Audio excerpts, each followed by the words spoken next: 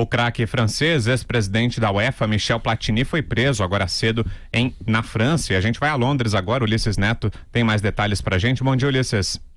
Bom dia, Vitor. Bom dia a todos que acompanham o Jornal da Manhã, aqui em Londres, 12:23. É claro, o mundo do futebol que andava calmo no aspecto policial nos últimos meses foi sacudido hoje com a prisão de Michel Platini, ex-lenda, a grande lenda, melhor dizendo, ex-jogador do futebol francês, ex-lenda do país, também ex-presidente da UEFA, e foi preso hoje de manhã na região da capital francesa, levado para o escritório de investigações anticorrupção da Polícia Judiciária Francesa, porque está sendo acusado de tráfico de influência e também de ter se envolvido num esquema para a candidatura do Catar, vencedora da Copa do Mundo de 2022. É um caso que já vem se arrastando há vários anos, né?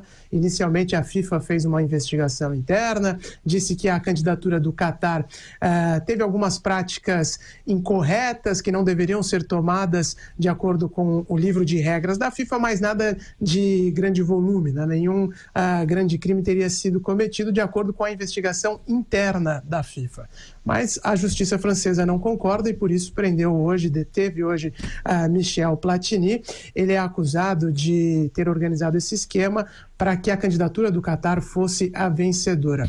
É um escândalo que, como eu disse, já vem se arrastando há vários anos, porque inicialmente Joseph Blatter, o então presidente da FIFA, chegou a revelar algum tempo atrás que havia um acordo de cavalheiros para que a candidatura dos Estados Unidos fosse a vencedora na disputa para sediar a Copa de 2022. Michel Platini, que era o presidente da UEFA, o representante também da França nessa votação, acabou avisando poucos dias antes da votação de que não iria mais votar com os Estados Unidos e transferiu o seu apoio para o Catar. Isso tudo aconteceu depois dele ter participado de uma reunião em que o presidente da França, na época, Nicolas Sarkozy, recebeu o emir do Catar. E aí existem muitas especulações em torno desse encontro, do que a França teria recebido em troca por esse apoio e por articular também votos na África, em outros países da Europa, dentro do comitê ali da FIFA, né? O comitê que faz essa escolha dos países que vão sediar a Copa do Mundo. Especula-se até que o investimento feito no ano seguinte pelo Catar, no Paris Saint-Germain, fez parte desse acordo pelo apoio francês. Se houve pagamento irregular ou não de dinheiro, isso está sendo investigado agora pela polícia francesa, mas o fato é que Michel Platini já vinha sofrendo com danos à sua imagem há muitos anos, ligado a escândalos e esquemas escusos do futebol, situações obscuras do futebol. Ele está suspenso do esporte desde 2015, uma decisão da FIFA, mas relacionada a outro caso, e essa suspensão chegaria ao fim neste ano, em outubro deste ano. Mas é claro, agora com ele sendo detido, a situação da lenda do futebol francês fica ainda mais complicada, Vitor. Diga, Josias. Ulisses, eu tinha uma curiosidade. Primeiro, quando a gente vê esse tipo de notícia, a gente tem um certo alívio, né? Porque verifica que não é só no Brasil que tem esse tipo de safadeza, né?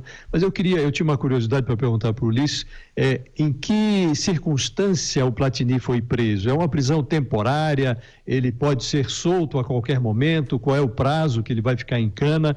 Qual é a natureza dessa prisão?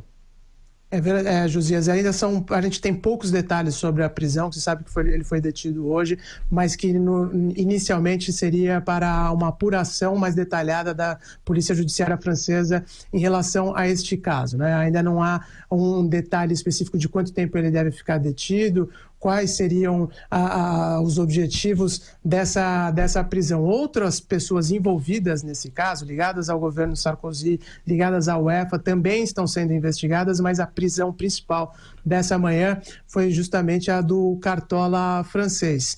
E ele foi convocado para prestar depoimento, então a gente ainda não sabe se ele vai ser liberado depois desses esclarecimentos à justiça francesa.